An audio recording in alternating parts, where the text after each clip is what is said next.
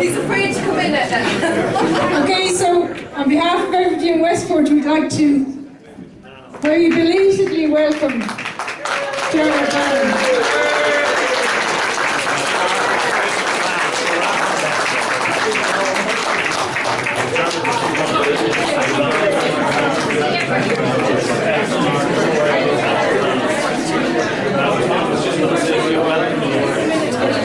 It's wonderful to be back in Westport. We did a project with Room to Improve in Westport. I think it was 2 or 3 years ago.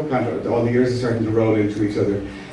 But it was a wonderful experience doing that project in Westport, and I love Westport. And what was great about doing the project in Westport, I got to stay in Westport every time we filmed. It was far enough away that it warranted RTE to give us a bit of money to stay in a hotel. But now they expect you to drive home no matter where you are, except for Westport. So I always love coming to Westport, and I've always loved coming to Westport.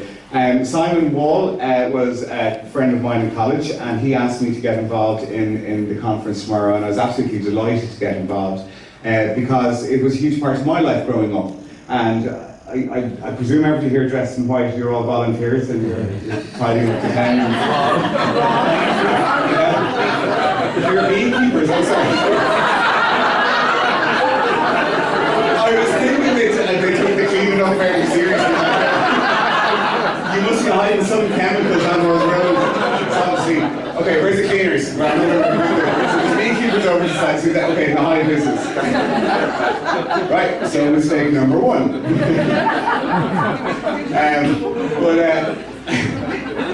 I never kept bees, that's why. I'm a little bit afraid of them. I'm afraid of them. What? Who said? No, here. What are you doing singing? Because they don't sting you. No. Ever. No. Not once. No. You rub wine in everywhere, so no. Drink your wine. To get to know you, they won't sing it. You stand in front of the house and they won't sing it. Really? No. So tonight, this weekend is about tidy towns, and I suppose I spent many a year. My dad was heavily involved in tidy towns, and when he moved into Malahide in County Dublin, it was a small little village, and he made it probably his life's work to involve it. He was chairperson of Malahide Community Council and chairperson of the Tidy Towns Committee. So because my dad was a pioneer, he didn't drink, so he loved to get up really early on the weekends, and so did we, whether we liked it or not. I don't know, does anybody know Malahide in County Dublin? There's the crossroads in the middle is called the Diamond, and Dad was a horticulturalist as well, so he made sure that every shop in Malahide had a window box. But I had to go up and water all the window boxes. And when Dad had a heart attack, he couldn't go up the ladder anymore. So he used to roar at me from the bottom of the street, and this would be at 8 o'clock on a Saturday morning when some people were still going home. And then we'd have to get down and we'd have to sweep up the cigarette butts, and we'd have to tidy up the place. There was a seawall in front of the scout den that ran for about half a mile, and my dad thought that one summer would be a great project for me to clean the seawall. That means every weeds out of every gap and every crack. But he persevered himself in a very small committee. We had kind of after school we were going up taking fridges out of ditches and things like that and disposing of them properly. That was our lives when we were kids, and he was incredibly proud of it.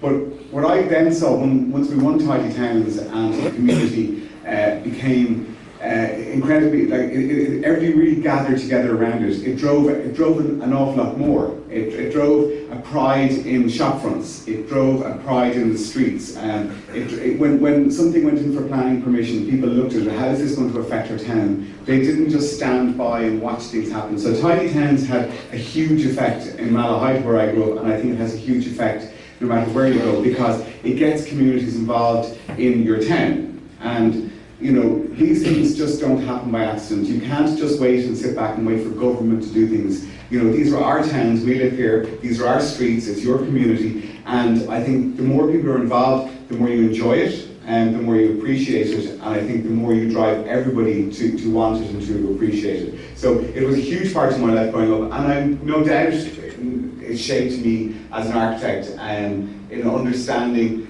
kind of layouts of towns and streets and what makes a town work and where people congregate and all that. And that was unfortunately from cleaning them over and over and over again. So it's a huge part of my life, and that's why I'm absolutely thrilled to be here tonight for the opening of the exhibition. And I've got a lot of awards. Any of those for beekeeping? They will be. And it's brilliant to be back here in the Octagon and in this fantastic building. So tomorrow is the conference, and tonight is about the exhibition. So Westport Tidy Towns are over 40 years in existence, having made their first submission at the initiation of the competition. So seeing as I'm 28, so you've been doing it a lot longer than me. Westport has won the national award 3 times in a decade, unprecedented in the modern era of the competition. And it is actually, because I know once you win it once, the competition is fierce, and everybody's behind you until you win it, and then they all hate you.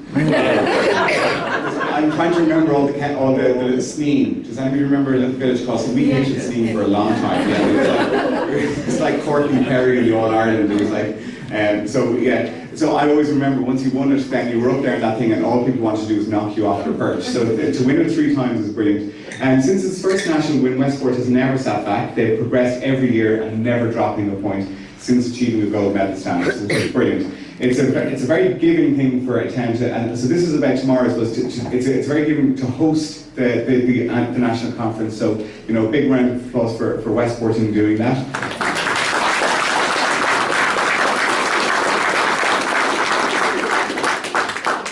And even where we're standing tonight, I know a little bit about this because Simon obviously keeps me updated on everything that's happening in Westport, and he, I know, is incredibly proud of this building. We're in the theatre where the event is going to be held tomorrow, and this was run by the community and headed by Noel Kavanagh of SuperValue, and I'd like to give a round of applause to Noel from SuperValue.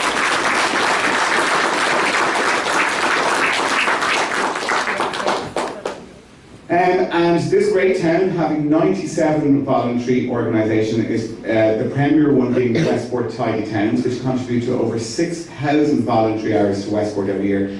And just that alone, everybody knows. Anybody who watches me on Clareburn Live, or if I do radio, I always use Westport as an example of how to do it. And it's not just because you've got good local government here, it's not just because you've got people, it's because of the town, it's because of the community. It is because of those 6,000 voluntary hours. If every town of this size could care as much and put in half as much, the country and rural Ireland would be in an absolutely amazing state. You are held up, I think, as a shining example to the rest of the country on how to kind of turn your fortunes around, to take a town and make it something very, very vibrant. And it's tiny little baby steps, and it's individual people doing little small things that accumulate and become a very, very massive thing. And I think you should be incredibly proud of yourself. When I see that figure, 6,000 voluntary hours is huge. So Westport, its success is really down to all of you guys who are here tonight, and I would just give yourselves a round of applause.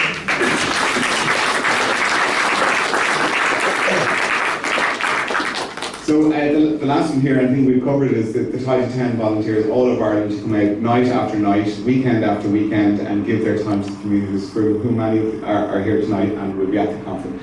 I know your pain.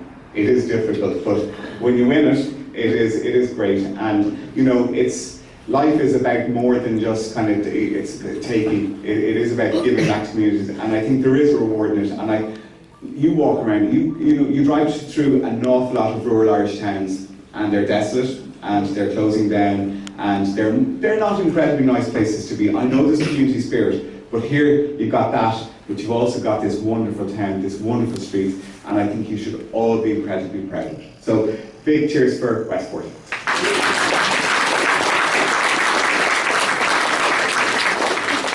And I was just told here to give a special mention, but I think because I was so late, the special mentions is for Ariana and Jump Couture. She's